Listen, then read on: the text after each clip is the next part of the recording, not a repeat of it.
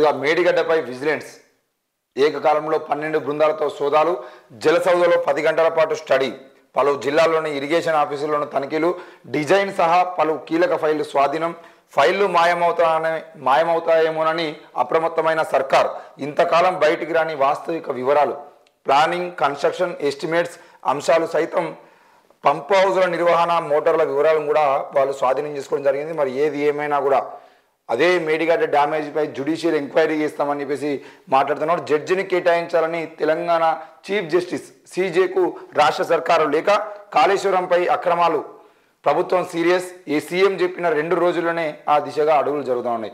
ఏది ఏమైనా కూడా మేడిగడ్డకు సంబంధించినటువంటి విషయంలో విజిలెన్స్ వాళ్ళు నిన్న ఏకకాలంలో 12 బృందాలతో సోదాలు నిర్వహించడం జరిగింది. సోదాలు నిర్వహించి దానికి కావాల్సినటువంటి ఫైల్స్ ఏవైతే ఉన్నాయో ఆ మేడిగడ్డ ప్రాజెక్టుకు సంబంధించినటువంటి విషయంలో కీలక ఫైళ్లను స్వాధీనం చేసుకున్నట్టు తెలుస్తూ ఉంది. కాళేశ్వరం ప్రాజెక్టుపై కొంతకాలంగా నెలకొన్న అనుమానాల నివృత్తికి రాష్ట్ర ప్రభుత్వం విజిలెన్స్ ఎంక్వైరీకి ఆదేశించింది. దీంతో ప్రత్యేక బృందాలు రంగంలోకి దిగాయి.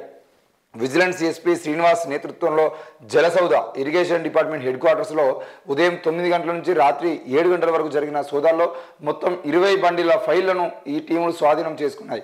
మొత్తంగా 12 విజిలెన్స్ టీమ్స్ జలసౌధతో పాటు బ్యారేజీలు, పంప్ హౌజులు ఉన్న జిల్లాలోని ఇంజనీర్ల ఆఫీసులను మంగళవారం సోదాలు నిర్వహించాయి. మేడిగడ్డతో పాటు అన్నారం, సుందిల్ల బ్యారేజీలు, కన్నేపల్లి పంప్ హౌస్తో పాటు గాయత్రి పంప్ హౌస్ వరకు దాదాపుగా అన్ని పంప్ హౌస్లకు సంబంధించినటువంటి ఇంజనీర్ ఆఫీసులు ఎక్కడున్నాయో అన్నిట్లలో నిన్నైతే సోదాలు నిర్వహించారు. సోదాలు నిర్వహించి ఫైళ్ళని దాదాపుగా 12 కట్టలు 20 బండిల ఫైళ్ళని స్వాధీనం చేసినట్టు తెలుస్తుంది. మరి మేడిగడ్డ బ్యారేజ్ సంబంధించిన విషయంలో బీజేపీ వాళ్ళేమో దాన్ని సిబిఐ ఎంక్వైరీకి ఇవ్వాలి అని చెప్పేసి మాట్లాడడం జరిగింది.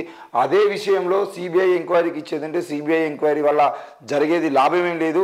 తెలంగాణలో ఉన్నటువంటి చీఫ్ జస్టిస్ ఇక్కడ ఉన్నటువంటి ఒక జడ్జితోని విచారణ చేస్తేనే బాగుంటుందని చెప్పేసి కాంగ్రెస్ భావించి చీఫ్ జస్టిస్కి అయితే ఒక లేఖ రాయడం జరిగింది. మరి తప్పకుండా జ్యుడిషియల్ ఎంక్వైరీ చేస్తామని చెప్పేసి మాట్లాడుతున్నారు. అయితే ఇక్కడ జ్యుడిషియల్ ఎంక్వైరీ జరిగితే లాభం ఏమున్నది, ఆ సిబిఐకి ఇస్తే లాభం ఏమున్నది అంటే, ఒకవేళ ఈ కేసును కనుక సిబిఐకి అప్పచెప్పేది ఉంటే ఆ సిబిఐ నరేంద్ర మోడీ చేతిలో నడుస్తున్నట్లుగా చాలామంది మాట్లాడుతూ ఉన్నారు. ప్రజాస్వామికవాదులు కూడా చాలామంది సిబిఐ ఎంక్వైరీ చేసినా కూడా నరేంద్ర మోడీ తలుచుకుంటే ఆ కేసుని నీరు గారిస్తున్నారని చెప్పేసి చాలాసార్లు చూసాము, చాలాసార్లు మాట్లాడుకున్నాం.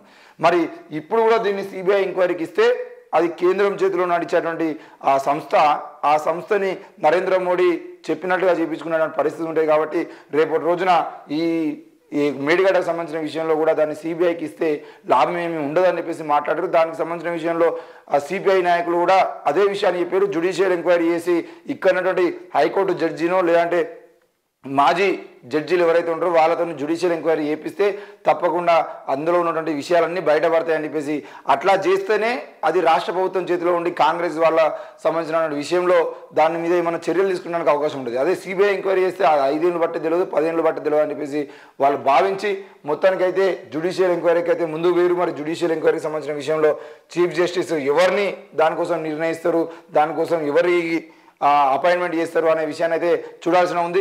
ఇక